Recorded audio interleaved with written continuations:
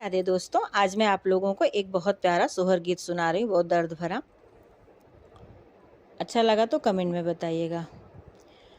मोरवा बरह बरिस कपियासी बनहि बन भटकई, बनहि बन भटकई हो।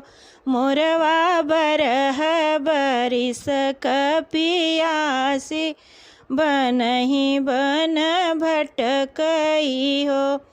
बाबा खोली देत चंदन केवड़िया, अकेली बेटी ठाड़ी बापी असल बेटी ठाड़ी बाटी हो। ए बाबा खोली देत चंदन केवड़िया, अकेली बेटी ठाड़ी बापी असल बेटी ठाड़ी बाटी हो। नातिन नाही घड़ी लवा में पानी, अकेली बेटी ठाड़ी बापी असल बेटी ठाड़ी बाटी हो। नातिन नहीं बा घड़ी लवा में पानी, अकेली बेटी ठाड़ी बापी असल बेटी लवटई हो।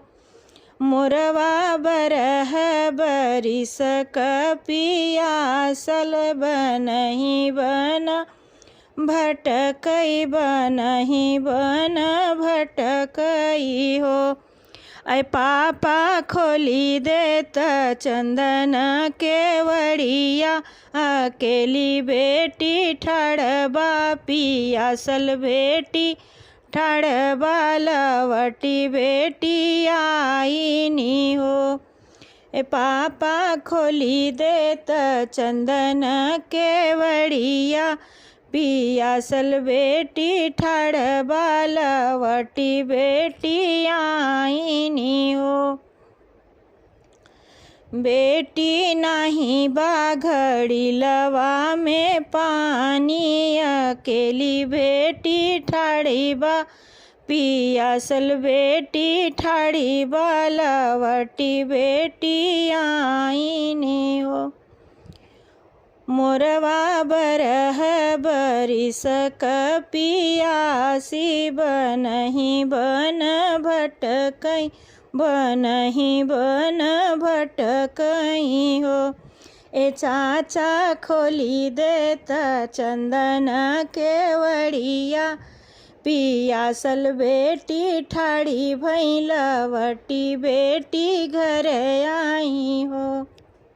बेटी नहीं बा घड़ी लवा में पानी, पियासल बेटी ठाड़ी भैलवटी बेटी घर आई हो।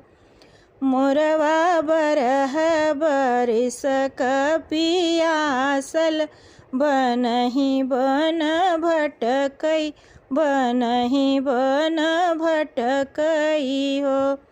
ये भैया खोली देत चंदन केवड़िया, पियासल बहिनी भटकई लवट बहिनी आईनी हो।